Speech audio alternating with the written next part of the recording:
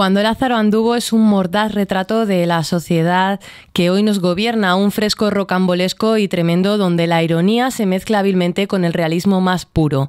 La manipulación de las masas, el monstruo mercantilista que todo lo justifica, la crisis de valores y la indefensa soledad del individuo son temas revestidos de ironía que planean por la novela golpeando sutilmente la conciencia de un lector ávido de opiniones bien construidas. Fernando Royola está con nosotros esta mañana. Buenos días. Buenas tardes. Y muchas gracias por acompañarnos en Periodista Digital. Un placer. Cuando Lázaro anduvo, ¿cómo definiría el autor su propia novela? Uy, eso es muy difícil. Eso es imposible. O sea, el autor la escribe. Nada, es una novela, bueno, aquí el argumento es el argumento típico bíblico del Señor que se muere y resucita, ¿no? En este caso se desarrolla en esta actualidad nuestra y el señor, el Lázaro, es un empleado de un banco, ¿no? Al cual le acaban de despedir después de estar muchos años trabajando para el banco. Sufre un derrame cerebral, le llevan a urgencias, los médicos le desahucian, efectivamente muere y a las pocas horas de haber muerto pues resucita. ¿Y con qué intencionalidad está escrita? Pues el propósito es reflejar la perplejidad, ¿no?, que nos surge al contemplar el mundo en el que estamos viviendo, ¿no?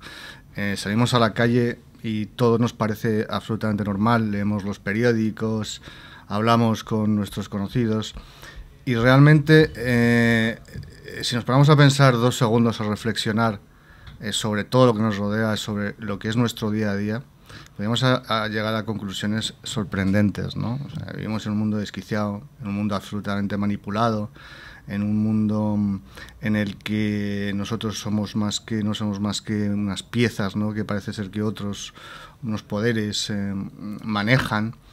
Entonces, ante esa perplejidad, se me planteó la posibilidad de hacer un libro, ¿no?, que subrayase todo esto como te digo, que nos rodea, ¿no?, esta barbaridad, esta locura que nos rodea. Entonces el mejor ejemplo que se me vino a la cabeza para explicar esa perplejidad fue el de una persona que resucita, ¿no? Una persona que resucita. ¿Qué sucedería? Tú imagínate qué sucedería ahora mismo si alguien resucitase. Los puntos de vista, los comentarios, el interés de las diferentes personas de los diferentes medios por acaparar esa noticia o por utilizar, ¿no?, ese hecho o por negarlo, ¿no? Pues sería una cosa realmente sorprendente, ¿no? Al final no sabríamos si es verdad que ha resucitado, si es mentira, si todo es un montaje, si es una manipulación o si realmente ha resucitado. Cada cual lo utilizaría para su propio provecho. Y eso es lo que refleja esta novela. Porque además Lázaro, precisamente por esa resurrección, se ve imbuido por todo el mundo quiere sacar tajada de ello. Claro. Su hija, la televisión, la iglesia, incluso el banco, que teme que tomara el despido como otra razón que no fuera la de recortar plantilla. ¿Cuál cree que de esas situaciones, cuál considera que es la peor?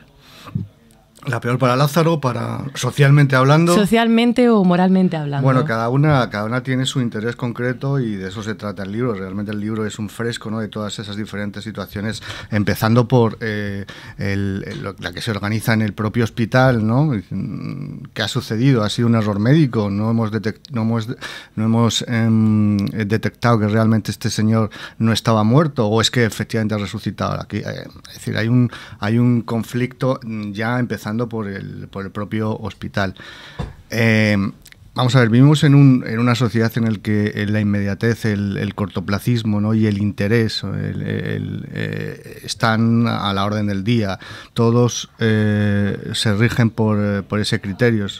Desde ese punto de vista, el hecho de que una persona pueda resucitar va a ser utilizado por cada uno de los diferentes sectores o de las diferentes personas, ¿no?, para su propio beneficio en el corto plazo, independientemente de cuál sea la verdad o esa certeza, ¿no?, que todos deberíamos buscar. Es irrelevante. A mí me da igual que haya resucitado o no haya resucitado. Si soy el banco, lo quiero utilizar para mis propios fines. Si soy el hospital, lo quiero utilizar para mis propios fines. Si soy su familia, lo quiero utilizar igualmente para mis propios fines. Y al final, la verdad, el hecho en sí de que una persona resucite o no resucite es absolutamente irrelevante.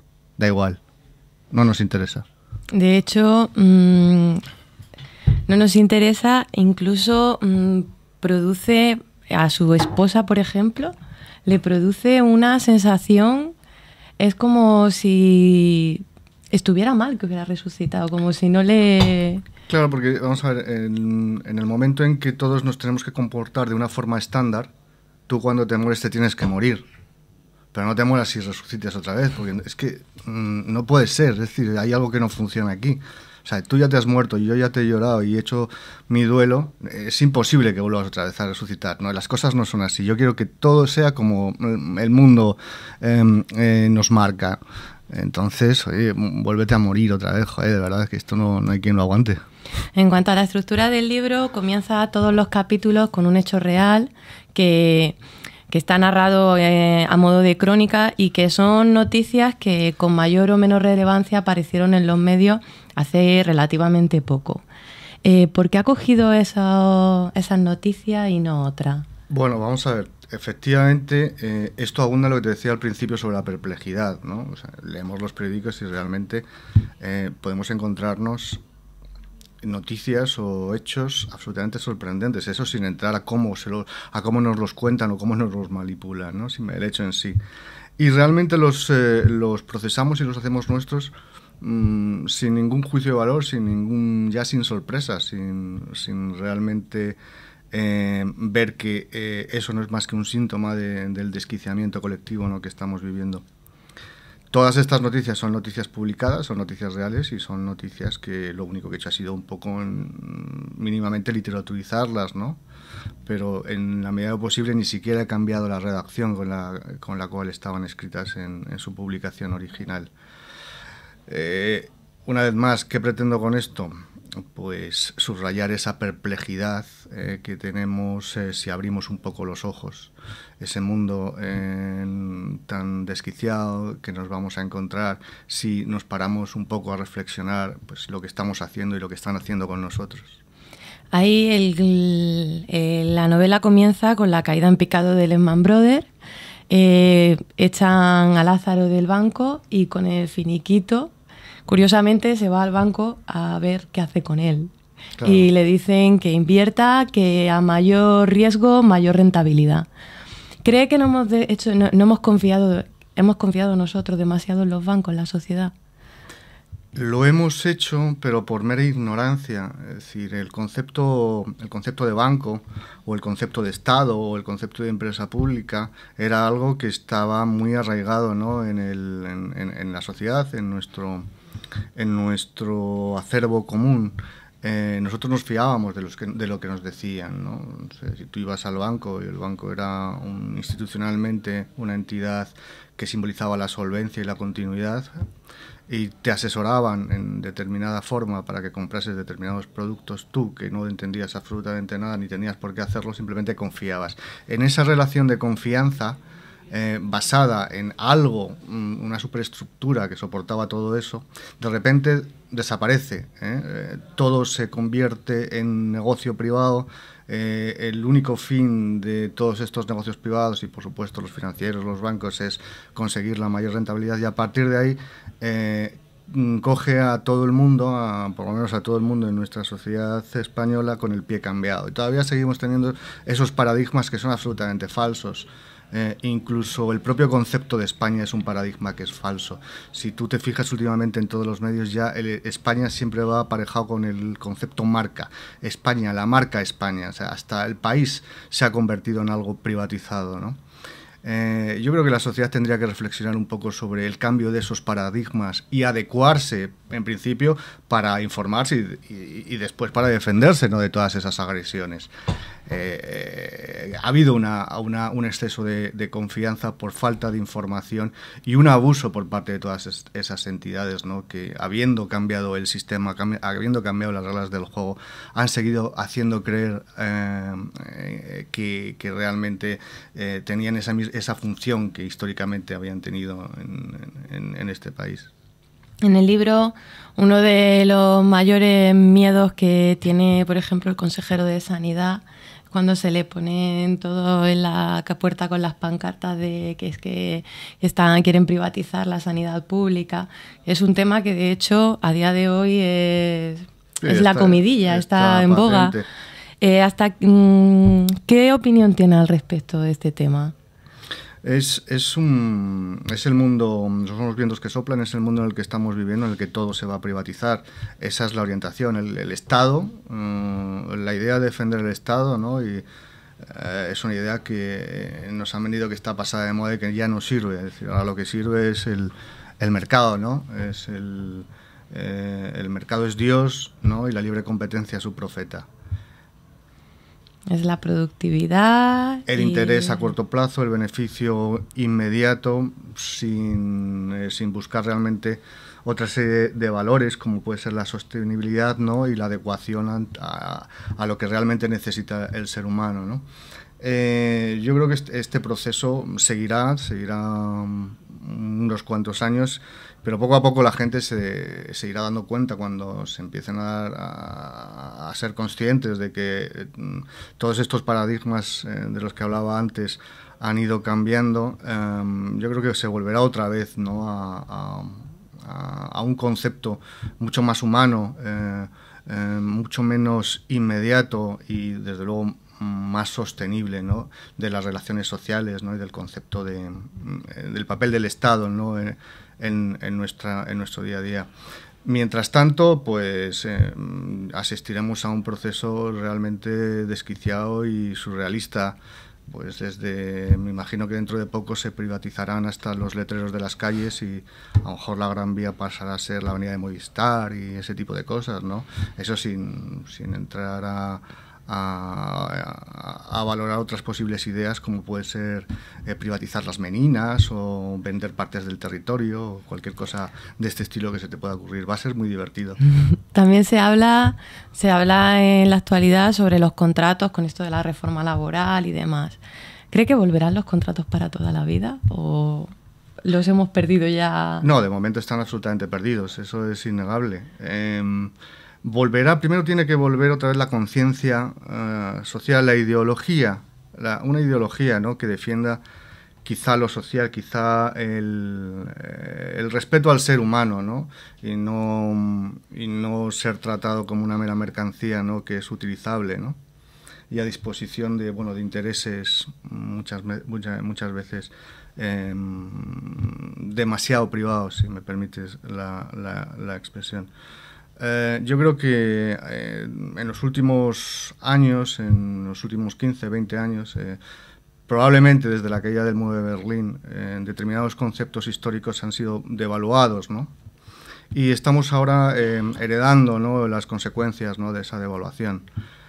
Creo que la sociedad poco a poco tendrá que ir siendo consciente, ¿no? De hasta qué punto ha perdido sus derechos cívicos, sus derechos sociales. Y hasta qué punto eso no puede ser posible, entre otras cosas porque la consecución de todos esos derechos ha sido consecuencia de un proceso histórico. Es decir, la historia, o queremos pensar que la historia nos enseña una evolución y no una involución. Evidentemente, a lo largo de la historia hay procesos de involución, pero primero hay que reconocerlos. Primero hay que reconocer esos estados de involución para seguir la línea del tiempo hacia adelante, ¿no? Que es lo que, en definitiva, lo que nos hace avanzar, ¿no? Victoria, que es la hija de Lázaro, una de las que se quieren coger esa parte del pastel, dice: el mundo es un lugar salvaje en el que el fuerte se aprovecha del débil. ¿Hasta qué punto la sociedad vive engañada y desinformada? Hasta el punto de la maximización del beneficio. Y si a mí lo único que me interesa es mi propio provecho, Yo te voy a utilizar, te voy a desinformar exclusivamente para que hagas lo que yo quiero que hagas. ¿Y la sociedad está realmente preparada para conocer la verdad? Debería estarlo. Debería estarlo. Yo tampoco te creas que soy demasiado partidario de la sociedad, así como colectivo pensante. Yo creo más en el individuo, ¿no? Y ahí, en ese papel, en ese aspecto, la educación juega un papel relevante. Yo creo que la sociedad y los individuos que la integran tendrían que estar educados.